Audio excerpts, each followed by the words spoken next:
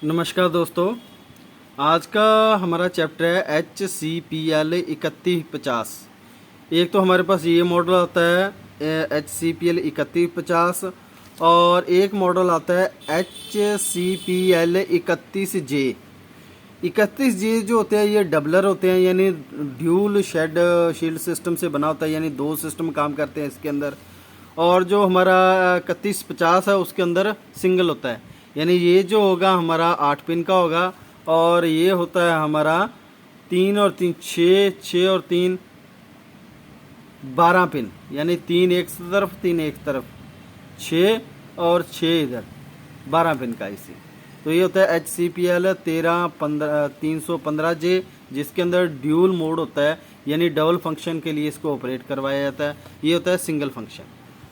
तो इसे क्या बोलते हैं, ये हमारा होता है जी जो हमारा IGBT गेट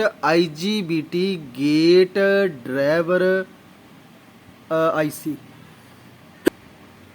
तो होता है ये हमारा IGBT गेट ड्राइवर IC होता है ये।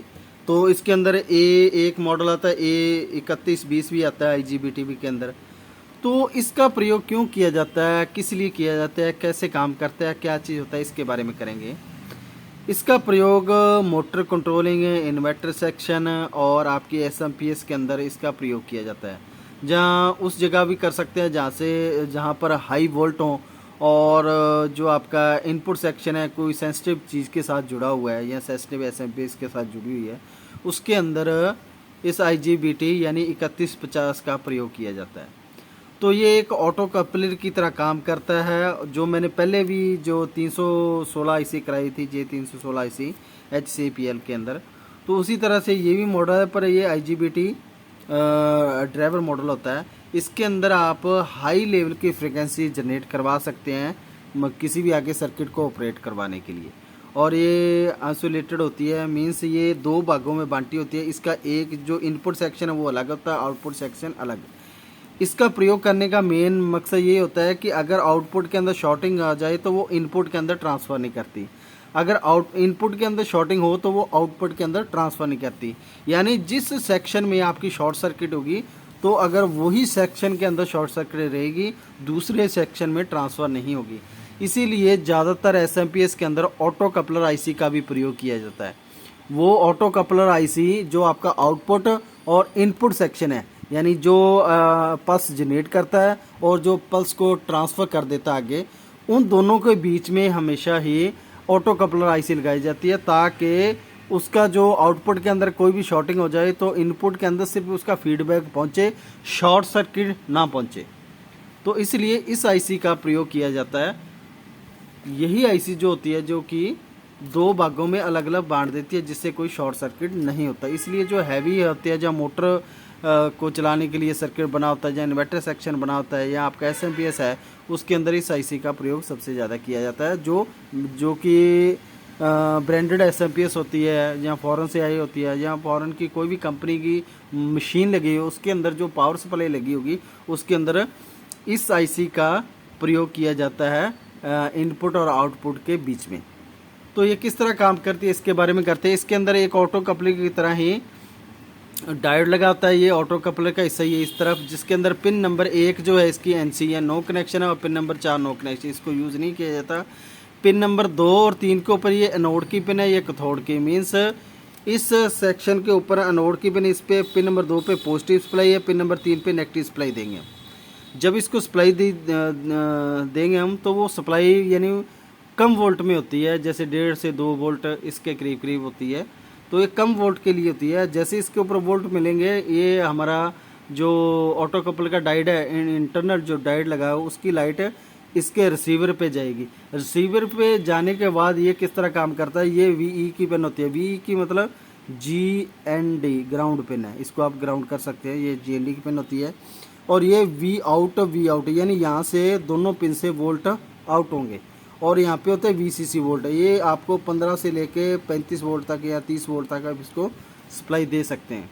तो ये कम से कम इतनी सप्लाई इसको देनी पड़ेगी, तभी ये वर्किंग करेगा।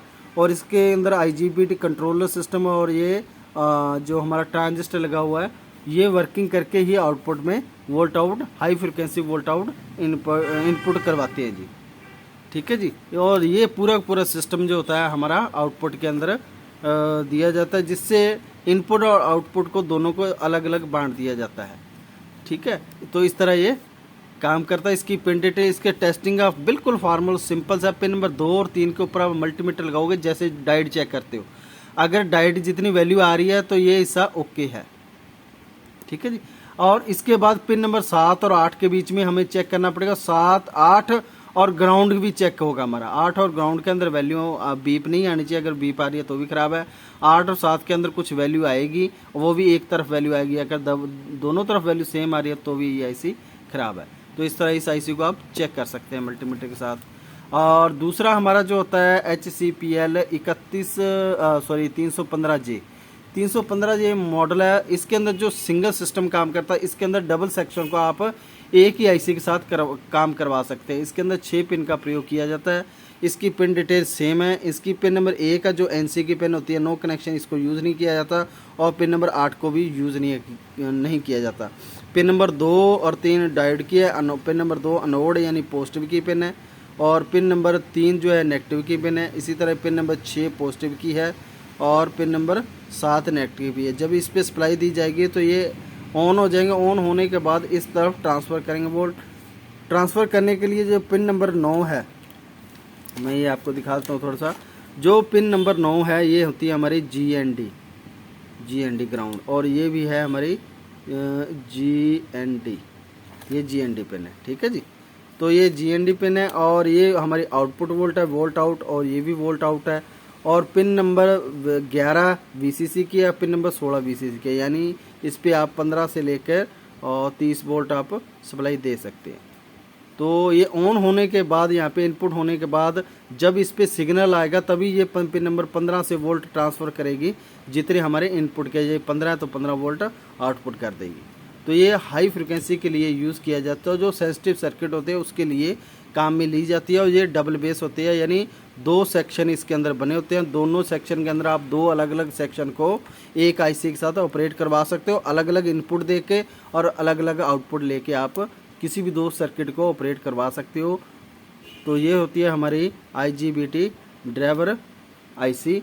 तो इसका प्रयोग ज़्यादातर मोटर कंट्रोलिंग, इन्वर्टर सेक्शन और SMPS के अंदर किया जाता है। जो सेंसिटिव SMPS होती हैं, जहाँ ब्रांडेड जो SMPS होती है उसके अंदर इसका प्रयोग 100% किया जाता है।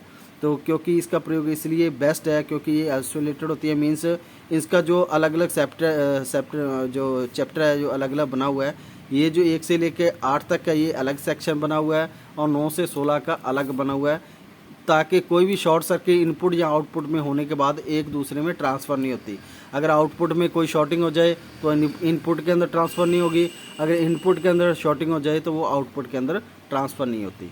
तो ये थी हमारी HCPL 315J IC। चेक करने का फार्मूला वही है जो मैंने पहले करवाया है। पिन नंबर 2 और 3 के ऊपर मल्टीमीटर की प्रोब रखेंगे। डायोड की तरह एक साइड अगर वैल्यू आ रही है तो ये सेक्शन ओके है, सेम इसी तरह ये चेक होगी। 6 और 7 अगर डायोड की तरह वैल्यू आ रही है तो ओके है।